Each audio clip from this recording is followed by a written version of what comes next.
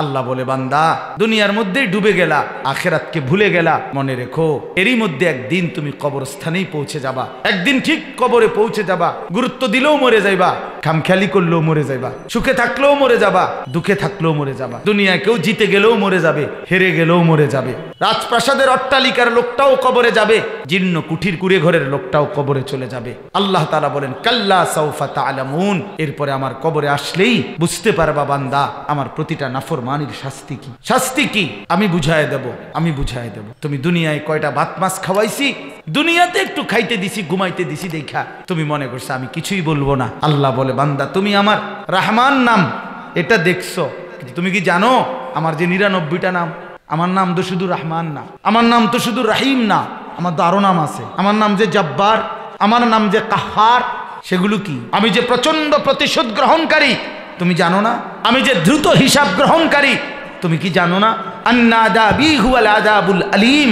আল্লাহ বলে, বান্দা আমার আযাব বড় ভয়ানক, বান্দা বড় ভয়ানক। কোরআন শরীফে আছে, ফায়াউমা ইদিল্লা ইউআযযিবু আযাবাহু আহাদ। আল্লাহ বলছে, নাফরমান মনে রেখো আমি আল্লাহর মতো শাস্তি তুই বেঈমানকে আর কেউ দিবে না। ওয়ালা ইউসিকু ওয়াসাকাহু আহাদ। আল্লাহ বলেন, আমার নাফরমান বান্দা মনে রেখো হাসরের ময়দানে আমার ফেরেশতা তোমারে এমন বাঁধা বাঁধবে, এমন শক্ত বাঁধা বেঈমান তোকে আর জীবনে কেউ বাঁধে না। কি মনে করছেন দোস্ত? 3টা থেকে 11টা 8 ঘন্টা যে বন্ধু নামের শয়তানের সাথে আড্ডা দিলা, একবারও যে নামাজের কথা বললো না, আসর মাগরিব এশা 3 ওয়াক্ত নামাজ চলে গেল, একটা বার তার জবান দিয়া বের হইল না যে কিরে দোস্ত নামাজ পড়তি না, এ তো শয়তান, এ তো বন্ধু না। এটারই তো শয়তান কয়, শয়তান। আর মজার কথা শুনেন, কোরআন শরীফের যত জায়গায় আল্লাহ বলছে, সব জায়গায় আল্লাহ বলছে শয়তান তোমাদের প্রকাশ্য দুশমন, আদুব্বুম মুবিন। শয়তান যদি প্রকাশ্য দুশমন কই, শয়তানরে তো আমরা দেখি না, অথচ আল্লাহ তাআলা তো বলেন শয়তান প্রকাশ্য দুশমন। অতএব গুনাহ নাফরমানি পাপ যার উপরে সোয়ার হয় তেই প্রকাশ্য শয়তান, এটাই অপ্রকাশ্য শয়তান। এজন্য এ বন্ধু না, এই শয়তান। যার কপালে সেজদা নাই, প্রিয় ভাইয়া শোনো, সে শয়তান, সরাসরি শয়তান। এই আজকে যারা সেজদা দাও নাই, তুমি শয়তান, তুমি ইবলিস। যার কপালে সেজদা নাই সে শয়তান। আল্লাহ কোরআনে বলছে, ইবলিস সেজদা দিলি না, আজকের থেকে তুই শয়তান। এর আগে ইবলিসকে শয়তান বলা হতো না। ইবলিস ইতিপূর্বে মুআল্লিমুল মালাইকা ছিল, ফেরেশতাদের শিক্ষক। যেদিন সেজদা দেয় নাই, খোদার কসম সেদিন আল্লাহ বলছে আজকের থেকে তুই শয়তান। এজন্য নওজোয়ান নিজের চালাক মনে করো না, বুদ্ধিমান মনে করো না। 2-4 লাইন বাংলা অঙ্ক ইংরেজির নাম শিক্ষিত না। আখলাককে বলে মানুষ, A+ কে মানুষ বলে না। গোল্ডেন A+ দ্বারা মানুষ হয় না, আখলাকের দ্বারা মানুষ হয়। আখলাক জিন্দিগির দ্বারা। এরকম A+ আমার কাছেও আছে সার্টিফিকেট, এতগুলো সার্টিফিকেট আমারও আছে। আখলাকের দ্বারা মানুষ, আখলাকের দ্বারা। আল্লাহ তাআলা বলছে, ইবলিস তুই সেজদা দিলি না, ফখরুজ ফাইন্নাকা রাজিম, বের হ বেঈমান, আজকের থেকে তুই অভিশপ্ত। রাজিম, এজন্য যে সেজদা দেয় না সে রাজিম, অভিশপ্ত। আলহামদুলিল্লাহ, আল্লাহ পাক রব্বুল ইজ্জত জুল জালাল ওয়াল ইকরামের ফজল কারাম, রব্বুল আলামিনের অপরিসীম ইহসান, মেহেরবানি, দয়া। আল্লাহ তাআলা আমাদেরকে আজ 5 জানুয়ারি 2025 রোজ রবিবার কুমিল্লা আদর্শ সদর বরদৈল উত্তরপাড়া ঈদগাহ কমিটি ও যুব সমাজের উদ্যোগে আজকের এই বাৎসরিক তাফসিরুল কোরআন মাহফিলে আল্লাহ তাআলাই আমাদেরকে আসবার বসবার আল্লাহর জন্যই জমা হওয়ার তৌফিক দান করেছেন। এজন্য আমরা সকলেই বলি আলহামদুলিল্লাহ। দয়া করে ছেলেরা সকলে যাদের হাতে মোবাইল, এই মোবাইলগুলো নামায় ফেলতে হবে। এই হাতে ধরা মোবাইল একটাও ধরে রাখা যাবে না। মেহেরবানি করে যে শুনবে না সে উঠে চলে গেলে ভালো। এজন্য এটা আমার সরাসরি আদেশ। প্যান্ডেলের ভিতরে বসে হাত দিয়ে মোবাইল রেকর্ড করা যাবে না। এজন্য আর একজনও এটা উঠাবেন না। প্রশ্ন হলো কেন? কারণ হলো এতে দিল বসে না, মনোযোগ হয় না। মানুষের দিল, মনোবিজ্ঞানের কথা হলো একই মুহূর্তে 2 জিনিস ভাবে না, মানুষের অন্তর। তো যখন কারো হাতে মোবাইলটা থাকে তার দিলের মধ্যে থাকে সারাক্ষণ যে এইটার মধ্যে উঠতেছে কিনা, মোবাইলটার প্রতি তার বারবার চোখের নজর পড়ে এবং সে এটা নিয়েই পেরেশানিতে থাকে যে আমার মোবাইলে সুন্দরভাবে উঠতেছে কিনা। তো মোবাইলে তো সুন্দরভাবে উঠলো,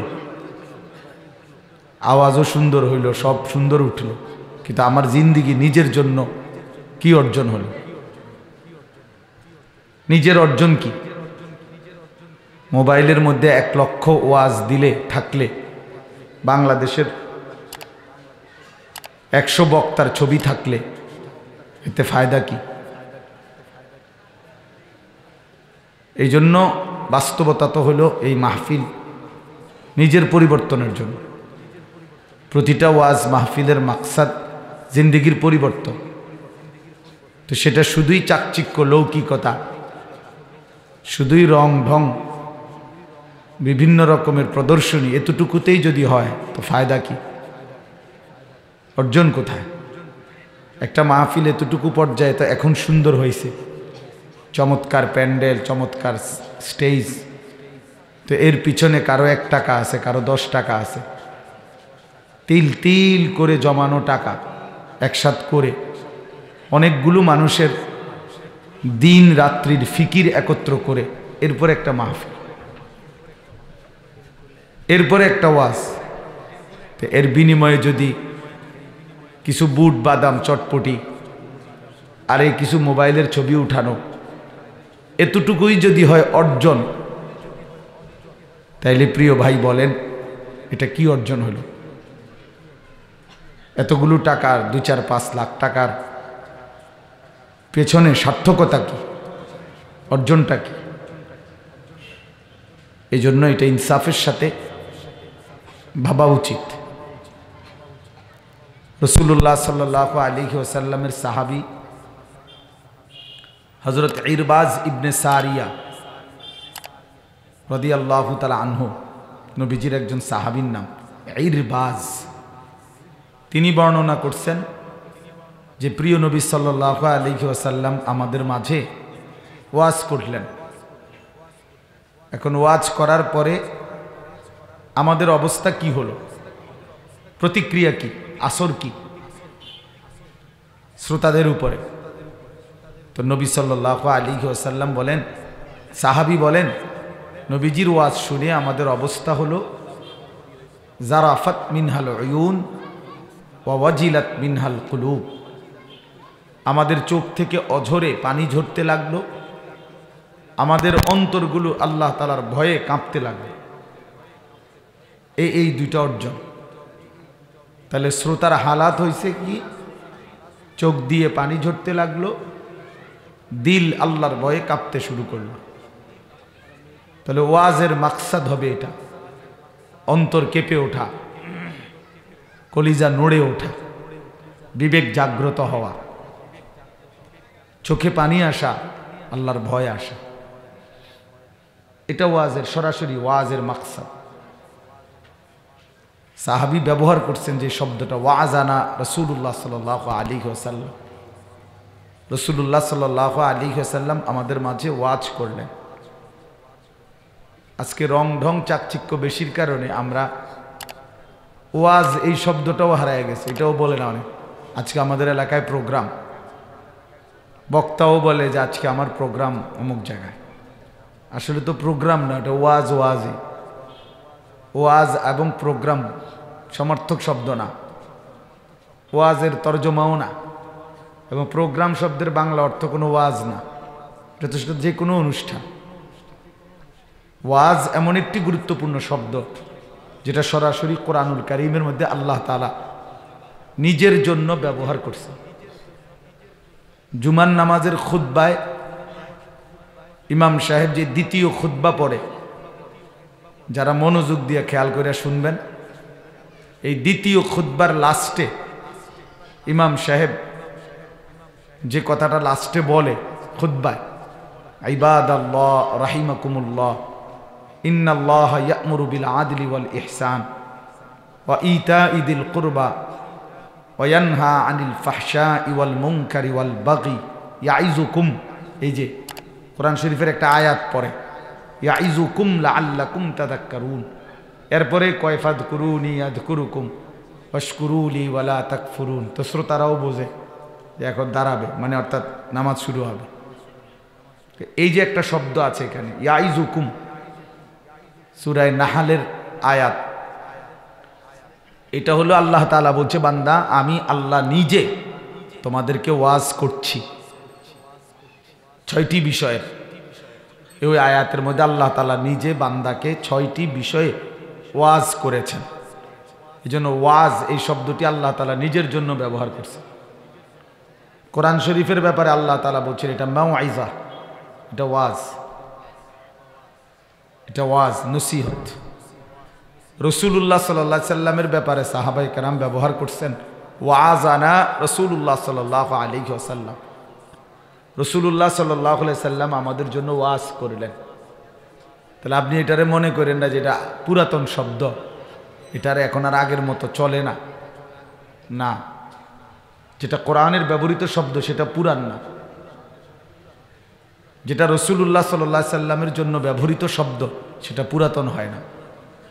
তার মানে আমার বলার উদ্দেশ্য হলো প্রতিটা ওয়াজ, মাহফিল, বয়ান, নসিহত এর মাকসাদ কি?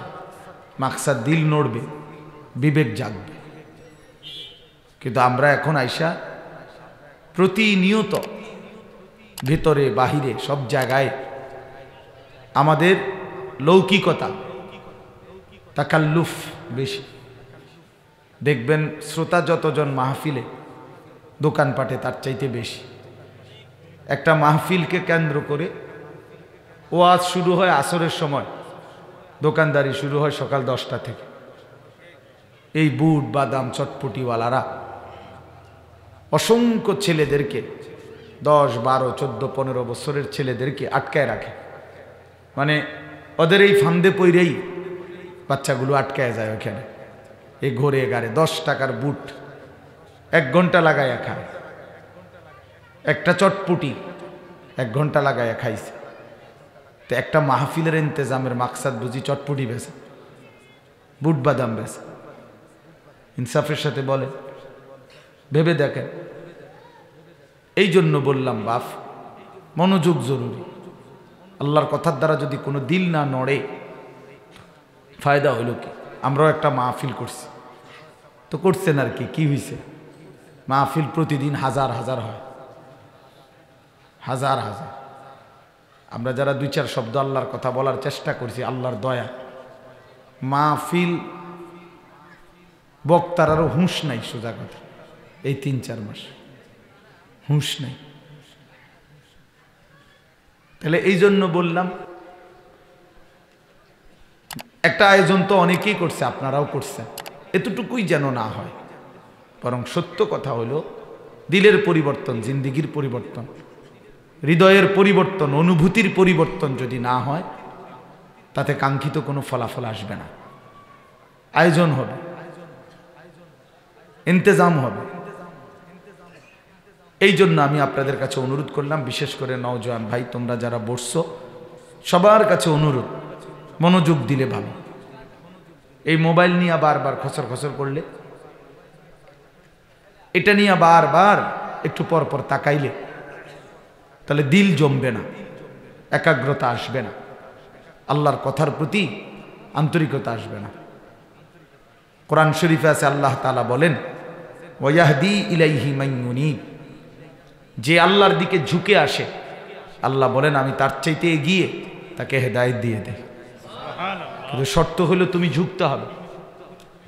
ইউনিব, ইনাবাত, আল্লাহর দিকে ঝুঁকে আসে, তুমি একটু আগাইতে হবে। তো আল্লাহ তাআলা তার রহমত নিয়ে, হেদায়েত নিয়ে তোমার চাইতে আগে বেড়ে তোমার হেদায়েত দিয়ে দেবে। হাদিসে কুদসির মধ্যে আছে, আল্লাহ তাআলা বলেন, ইয়াবনা আদম কুম ইলাইয়া আমশি ইলাইক, বান্দা তুমি আমার জন্য দাঁড়াও, আমি তোমার জন্য হাঁটবো। ওয়ামশি ইলাইয়া উহারবিলু ইলাইকা, বান্দা তুমি আমার জন্য হাঁটো, আমি তোমার জন্য দৌড়বো। তুমি দাঁড়াইলে আমি আল্লাহ হাঁটবো, তুমি হাঁটলে আমি আল্লাহ রহমত মাগফিরাত নিয়ে দৌড়ব।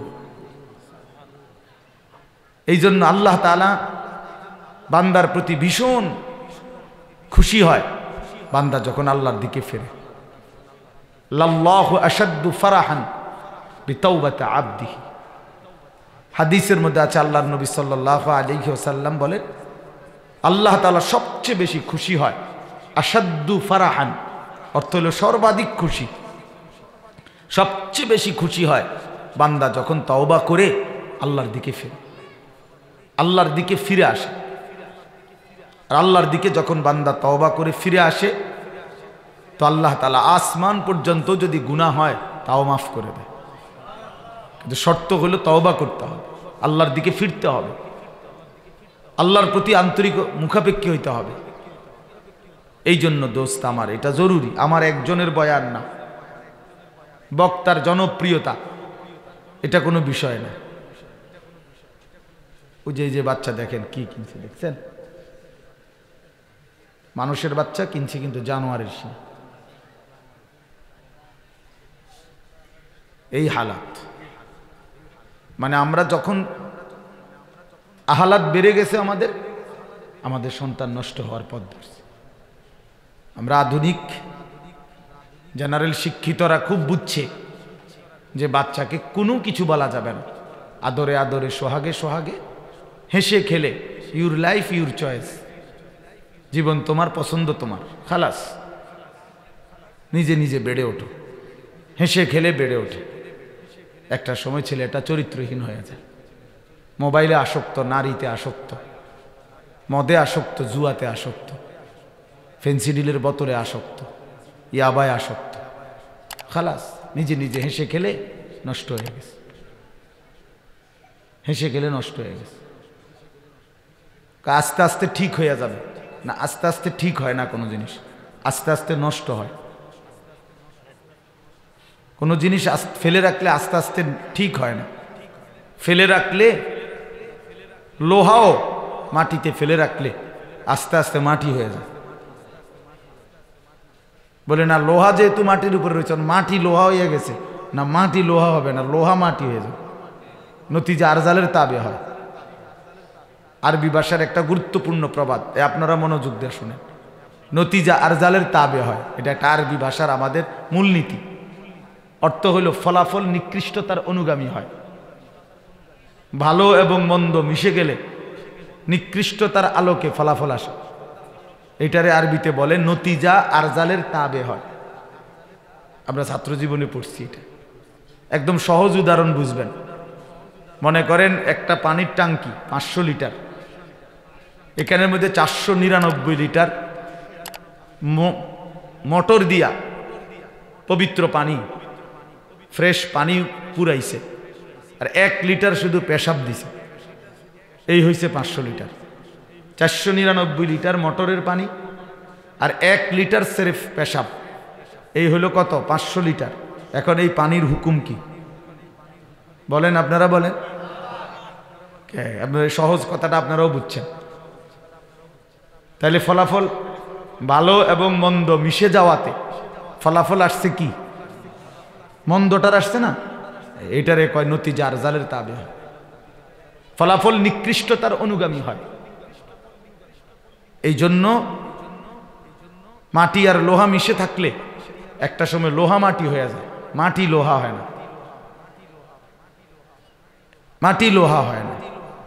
এই জন্য কোনো অসৎ ছেলের সঙ্গ একটি ভদ্র ঘরের সন্তানকে অল্প সময়ের ব্যবধানে চরিত্রহীন বানায় দেয়। একটি বেহায়া অসভ্য মেয়ে, বেপর্দা মেয়ে, এই অসভ্য মেয়ে অল্প সময়ের মধ্যে একটা ছেলেকে চরিত্রহীন বানায় দেয়, চরিত্রহীন বানায় দেয়। কারণ ওই যে ফলাফল যেটা নিকৃষ্ট মন্দ, ওইটার আলোকে হয়, এটার আলোকে হয়। লাখ লাখ ছেলে জিন্দেগি শেষ নষ্ট হয়েছে শুধু অসৎ বন্ধুর কারণে, অসৎ সঙ্গের কারণে। হাদিসের মধ্যে আছে, আল্লাহর নবী সাল্লাল্লাহু আলাইহি ওয়াসাল্লাম বলেন, আল মারউ আলা দীনি খালিলিহি ফালিয়ানজুর আহাদুকুম মান ইউখালিলু। নবী সাল্লাল্লাহু আলাইহি সাল্লাম বলেন, প্রত্যেক ব্যক্তি তার বন্ধুর আচরণে প্রভাবিত হয়, বন্ধুর আচরণ দ্বারা প্রভাবিত হয়। ফালিয়ানজুর আহাদুকুম মান ইউখালিলু, অতএব তোমরা লক্ষ্য রেখো কাকে বন্ধু বানাচ্ছ। সরাসরি হাদিস, কাকে বন্ধু বানাচ্ছ। দিন রাত নারীর ছবি দেখে, এ তো বন্ধু না, তো লম্পট। চলতে ফিরতে উঠতে বসতে নারীর অসভ্য কথা ছাড়া, যৌন কথা ছাড়া অন্য কিছু যার মুখ দিয়া বাইরে হয় না, এ তো জানোয়ার, এ তো হাইওয়ান, এ তো চতুষ্প জন্তু। তুমি তার সাথে বন্ধুত্ব করলা, কিসের বন্ধু সে? 3টা থেকে 11টা 8 ঘন্টা যে বন্ধু নামের শয়তানের সাথে আড্ডা দিলা, একবারও যে নামাজের কথা বলল না, আসর মাগরিব এশা 3 ওয়াক্ত নামাজ চলে গেল, একটা বার তার জবান দিয়া বের হইল না যে কিরে দোস্ত নামাজ পড়তি না, এ তো শয়তান, এ তো বন্ধু না। এটারই তো শয়তান কয়, শয়তান। আর মজার কথা শুনেন, কোরআন শরীফের যত জায়গায় আল্লাহ বলছে, সব জায়গায় আল্লাহ বলছে শয়তান তোমাদের প্রকাশ্য দুশমন। কি দুশমন? আদুব্বুম মুবিন। তো শয়তান যদি প্রকাশ্য দুশমন কই, শয়তানরে তো আমরা দেখি না, অথচ আল্লাহ তাআলা তো বলেন শয়তান প্রকাশ্য দুশমন। অতএব গুনাহ নাফরমানি পাপ যার উপরে সোয়ার হয় তেই প্রকাশ্য শয়তান, এটাই অপ্রকাশ্য শয়তান। এজন্য এ বন্ধু না, এ শয়তান। শয়তান যার কপালে সেজদা নাই, প্রিয় ভাইয়া শোনো, সে শয়তান, সরাসরি শয়তান। এই আজকে যারা সেজদা দাও নাই, তুমি শয়তান, তুমি ইবলিস। ইবলিস যার কপালে সেজদা নাই সে শয়তান। আল্লাহ কোরআনে বলছে, ইবলিস সেজদা দিলি না, আজকের থেকে তুই শয়তান। এর আগে ইবলিসকে শয়তান বলা হতো না। ইবলিস ইতিপূর্বে মুআল্লিমুল মালাইকা ছিল, ফেরেশতাদের শিক্ষক।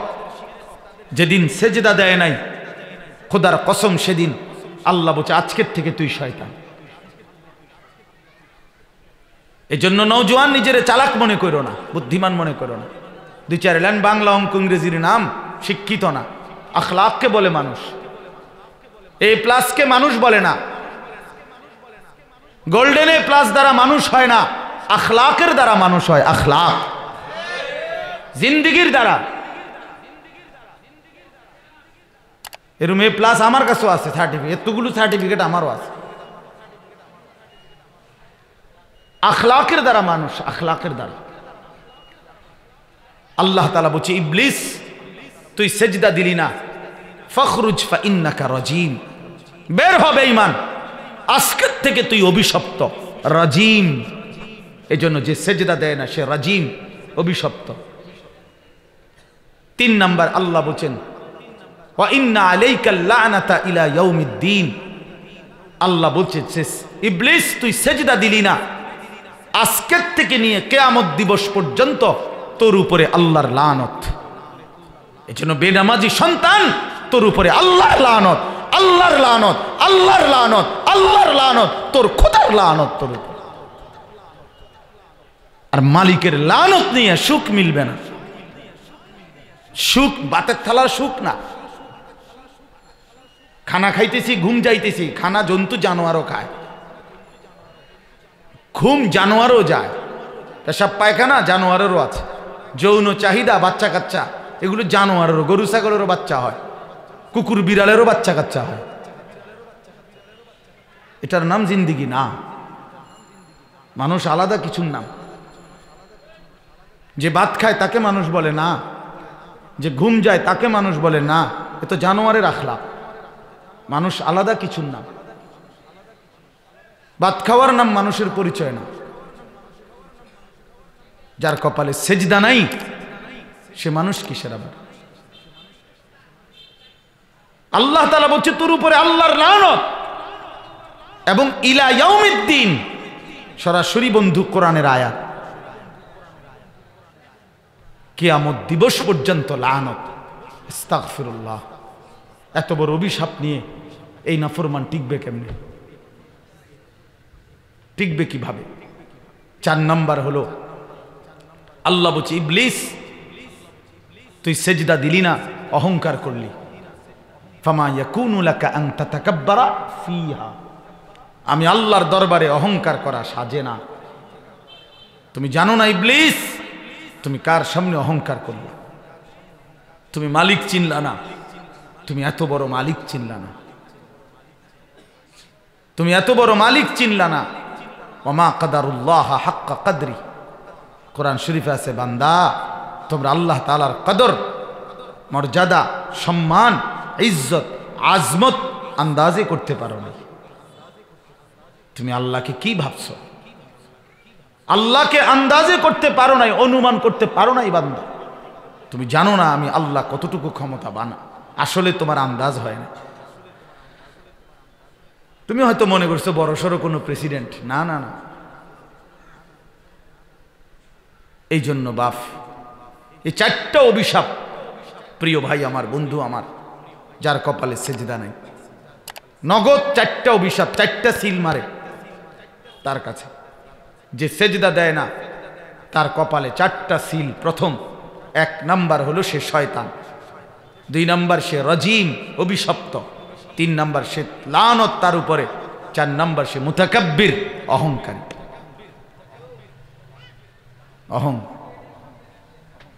কোরআন শরীফে স্পষ্ট আছে, আল্লাহ তাআলা বলছেন 2টি অপরাধ যার, ফালা সাদ্দাকা ওয়ালা সাল্লা, যে আল্লাহকে বিশ্বাস করে নাই এবং নামাজ পড়ে নাই, তার ব্যাপারে আল্লাহ বলছে, হে নাফরমান, তোমার শাস্তি 4 বার। কয়বার? আউলা লাকা ফাআউলা সুম্মা আউলা লাকা ফাআউলা, 4 বার। আল্লাহ বলছে, নাফরমান, তোর জন্য আযাব 4 বার। 4 বার কেন? 1 বার জান কবজের সময় কষ্ট পাবা, 2 কবরে কষ্ট পাইবা, 3 হাসরের ময়দানে কষ্ট পাইবা, 4 জাহান্নামের আগুনে কষ্ট পাইবা। তাফসীরের মধ্যে লিখছে। নামাজ পড়ো নাই নাফরমান, মনে রাখো আল্লাহ বলছে, কাল্লা ইযা বালাগাতিত তারাকি, মালাকুল মউত আজরাইল যখন জান কবজের সময় হবে, তখন কলিজার থেকে রুহুটা একটা টান দিয়া ছিঁড়ে ফেলবে, একটা টানের লগে ছিঁড়া ফেলবে। আল্লাহ রসুল বলছে, ছিঁড়লেই রুহুটা কণ্ঠনালীর কাছে এসে আটকায় যাবে। নাফরমানের রুহ এইখানে, ফালাউলা ইযা বালাগাতিল হুলকুম ওয়া আনতুম হিনা ইদিন তানজুরুন, এই কণ্ঠনালীতে। তখন আজরাইল আবার ধইরা কোনো জিনিস টাইনা হেসরাইয়া ছিঁড়ে যেভাবে, এভাবে ছিন্ন ভিন্ন করে ফেলবে, ছিন্ন ভিন্ন করে ফেলবে। এই জন্য প্রিয় বন্ধু, কোরআনুল কারীমের মধ্যে আল্লাহ বলছে, ওয়াইলুন ইয়াউমা ইদিল লিল মুকাদ্দিবিন, নাফরমান, মিথ্যাবাদী, সেদিন তোমার জন্য জাহান্নাম। আখিরাতে তো কারে বলে মিথ্যাবাদী? আল্লাহ নিজে বলছে, ওয়া ইদা কিলা লাহুমুর কাউ লা ইয়ারকাউন, মিথ্যাবাদী এজন্য বললাম। আল্লাহ বলেন, এই নাফরমানকে বারবার বলা হয়েছিল নামাজ পড়তে, রুকু করতে, সেজদা করতে, বেঈমান মোটেই সেজদা দিল না, রুকু করল না। এই জন্য ওই মিথ্যাবাদী, ওই নাফরমান, তার জন্য সেদিন জাহান্নাম। এই জন্য বেনামাজি, মিথ্যাবাদীও, তার জন্য জাহান্নাম। সব কোরআন থেকে বললাম, কোরআনের আয়াত। আরো শুনেন, কোরআন শরীফে আছে, জাহান্নামী যখন চিৎকার করবে, জাহান্নামের ফেরেশতা তখন তাকে ধমক দিয়ে বলবে, মা সালাকাকুম ফি সাকার, এই বেঈমান, চিল্লাও কেন, জাহান্নামে আসলি কেন? এই সর্বপ্রথম জাহান্নামী বলবে, ক্বালু লাম নাকু মিনাল মুসাল্লিন, বলবে, বন্ধু ফেরেশতা ভাই, আমি নামাজি ছিলাম না। ক্বালু লাম নাকু মিনাল মুসাল্লিন, আমি নামাজি ছিলাম। এজন্য আজকে অনেক কিশোর তরুণ নওজোয়ান, তোমরা মনে করছো মা বাবা বিল্ডিং করে দিছে, খাট পালং sofa furniture, mobile motor cycle, চুলের বাহার, পরনের প্যান্ট, এবং নিজের স্বাধীন চলা, কেউ কিছু বলে না, নিজের মতোই চলে, নিজের মতোই খায় ঘুমায়, নিজের চয়েস, নিজের স্বাধীনভাবে। এটা মনে হয় যেন জীবনের বড় অর্জন, সফলতা। না বন্ধু, আল্লাহর কসম আমি বললাম, প্রিয় ভাই, এটা মনে করো, যারে কেউ তরবিয়ত করে না, যারে কেউ আগলাইয়া ধরে না, যার জীবন কেউ নেকের রাস্তায় সিরাতে মুস্তাকিম, জান্নাতের পথ, আলোকিত পথে যে চালায় না, ধরে রেখে কেউ, তার উপরে আল্লাহর লানত। সে মূলত পথহারা, সে মূলত বদনসিব। জীবন চলার পথে নিয়ম প্রত্যেকের জন্য। আল্লাহর রাস্তা পেতেই হলে, আখেরাতের রাস্তা পাইতে হইলে মাথার উপরে কারো ছায়া থাকতে হয়, কেউ একজন ধরে রাখতে হয়, কেউ একজন টেনে ধরতে হয়। মানুষের মন, কোরআন শরীফে স্পষ্ট আছে, মানুষের ব্যক্তি চাহিদা, মানুষের মনের চাহিদা, নফস, মনের চাহিদার সর্বপ্রথম প্রত্যেক মানুষের যদি নিজে স্বাধীন চলে, মানে নিজের মতো করে, আল্লাহর কসম, তো আল্লাহ তাআলা কোরআনে বলছে মনের প্রথম চাহিদা গুনাহের দিকে টানে। কোরআন শরীফ আছে, ইন্নান নাফসা লাআম্মারাতুম বিসসু। এই যে সরাসরি কোরআনের আয়াত। নফস, মনের চাহিদা মানুষকে ভীষণভাবে, আম্মারাতুন মানে হলো কঠিনভাবে আদেশ করে গুনাহের দিকে। এই জন্য নারীর দিকে তাকায়া থাকে তো অনেকক্ষণ, কিন্তু চোখ নামাইবার কথা মনে পড়ে না একবারও, কারণ এটা যে ওইটা তো গুনাহ, ওইটার প্রতি তার কোনো আফসোসও লাগে না। চোখ নামাইবার জন্য তাকে কেউ বলতে হয়, তারে কেউ শুধরাইতে হয় যে নজর হেফাজত করো, চোখ নামাও, চোখ নামাও। দিল চায়, মন চায় নাফরমানি, নাফরমান। এই জন্য এই যে ছেলেদের এই হালাত, চুলের কোনো হদিস নাই, জামার কোনো হদিস নাই, পরনের কোনো ড্রেস আপের কোনো সৌন্দর্য নাই, স্বকীয়তা নাই। জিজ্ঞাসা করলে নিজের লেবাস পোশাক দিয়ে প্রমাণ করতে পারবে না নিজে মুসলমান। বলবেন আমরা, বলবে হুজুর এগুলো আপনাদের সংকীর্ণ মানসিকতা, ইসলাম আরো বড়, আপনাদের হৃদয় আরো প্রশস্ত করেন। এই সমস্ত ছোটখাটো বিষয় নিয়ে এত বেশি বাড়াবাড়ি করা উচিত না, এটা ছোটখাটো বিষয়। ওই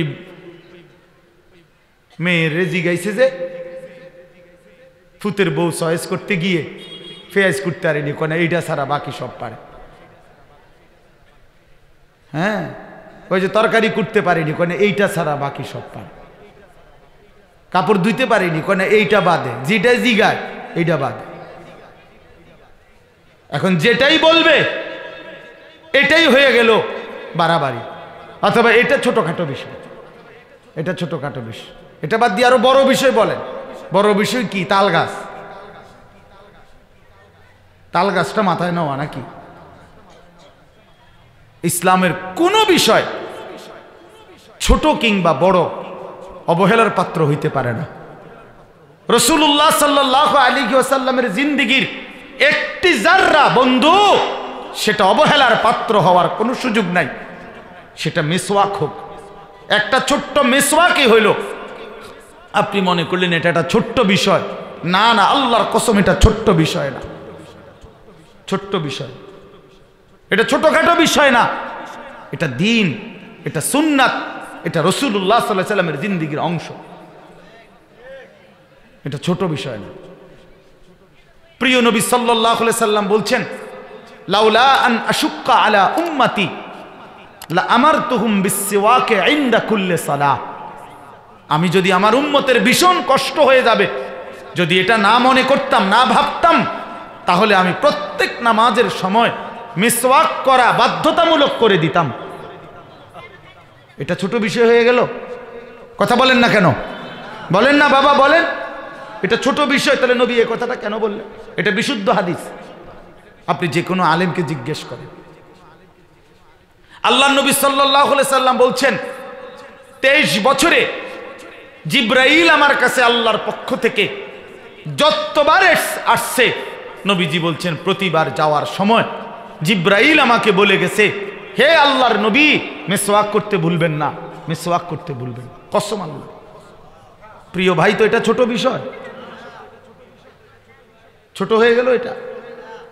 আল্লাহর নবী সাল্লাল্লাহু আলাইহি সাল্লাম যেদিন ইন্তেকাল করে, 23 বছরের এই বর্ণাঢ্য জীবন, মেহনতের এই জিন্দেগি শেষ করে যেদিন নবীজি ইন্তেকাল করবেন, সেই দিন সর্বশেষ তিনি যেই আমলটা করছেন, আখিরি নবী তিনি, শেষ নবীর শেষ আমল ছিল বুখারীর রিওয়ায়াত, আল্লাহর নবী সাল্লাল্লাহু আলাইহি সাল্লামের স্ত্রী আম্মা জান আয়েশা রাদিয়াল্লাহু তাআলা আনহা মিসওয়াক চাবাইয়া, এরকম নিজের দাঁতে চাবাইয়া একদম নরম করে দিছেন, আল্লাহর নবী সাল্লাল্লাহু আলাইহি সাল্লামের হাত মোবারকে তুলে দিছেন। নবী সাল্লাল্লাহু আলাইহি সাল্লাম মিসওয়াক করছেন। এই মিসওয়াক করা অবস্থায় এই সময় আল্লাহ রাসূল সাল্লাল্লাহু আলাইহি ওয়াসাল্লাম ইন্তেকাল করছেন। এটা ছোট বিষয়, এটা ছোট বিষয় হয়ে গেল। তো আপনি দেখুন, দাড়ি, টুপি, পাঞ্জাবি, মিসওয়াক ছোটখাটো বিষয়, ছোটখাটো বিষয়। এটা যা কিছু ইসলাম তার সবটাই গুরুত্বপূর্ণ, যা কিছু রাসূলুল্লাহ সাল্লাল্লাহু আলাইহি সাল্লাম থেকে প্রমাণিত তা ছোট বড় সবটাই সমান গুরুত্বপূর্ণ, সমান গুরুত্বপূর্ণ।